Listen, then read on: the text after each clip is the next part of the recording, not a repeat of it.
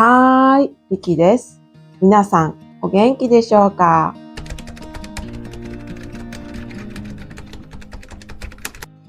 今日は毎日のように誰もが使うとっても便利な言葉を紹介します。いつも見ていただいている皆さん、本当にありがとうございます。そして、はじめましての皆さん、ミキです。私はイラストやゲームを使って楽しく日本語が学べるような教材をデザインし作っています。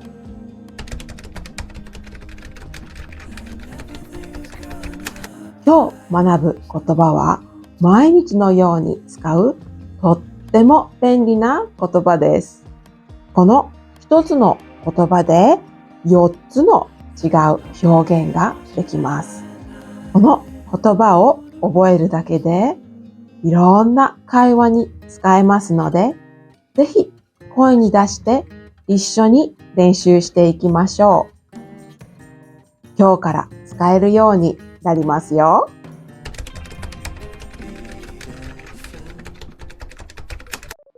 では、その言葉を使う一つ目の場面を見ていきましょう。一つ目の場面は、歩いていて人にぶつかってしまいました。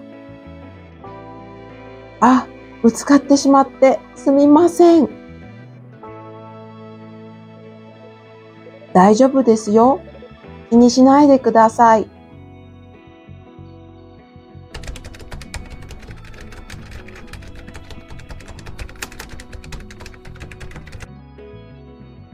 私が作った無料ワークシートですみませんの表現を勉強できますので、ぜひダウンロードして一緒に書き方も練習してみてください。次の場面はカフェやレストランで店員さんを呼びます。すみません、メニューをお願いします。はい、かしこまりました。二つ目のすみませんは、人を呼ぶときに使います。三つ目の場面は、財布を落としてしまいました。お財布を落としましたよ。すみません、助かりました。本当にありがとうございます。三つ目のすみませんは、感謝するときに使います。すみませんの後に、ありがとうございますを入れると、さらに感謝の気持ちが伝えることができます。四つ目の場面は、近くの駅への行き方を尋ねます。すみません。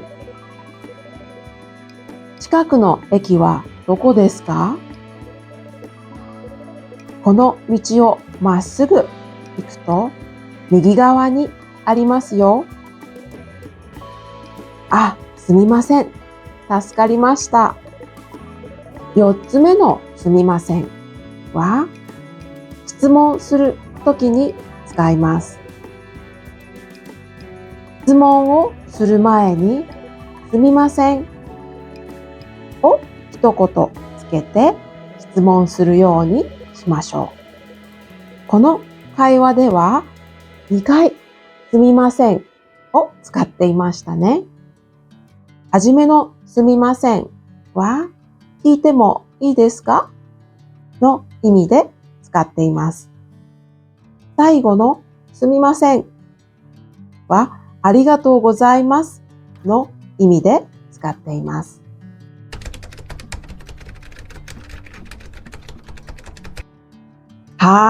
どうだったでしょうか？今日は一つの言葉、すみませんが持つ4つの意味を紹介しました。日本語は単語だけを覚えるよりも、どんな場面で使うかを一緒に覚えることがとても大切なんですよね。皆さんは今日初めて知った使い方はありましたか？ぜひコメントで教えてくださいね。今回のような教科書ではなかなか学べない日本語をこれからも紹介していきますので、ぜひチャンネル登録をお願いします。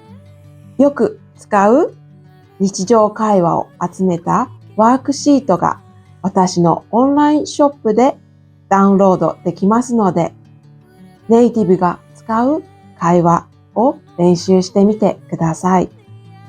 どうだったか意見も聞かせてくださいね。QR コードからぜひ見てみてください。概要欄にも貼ってあります。今日も最後まで見ていただき本当にありがとうございます。ではまた次の動画で会いましょう。またねー。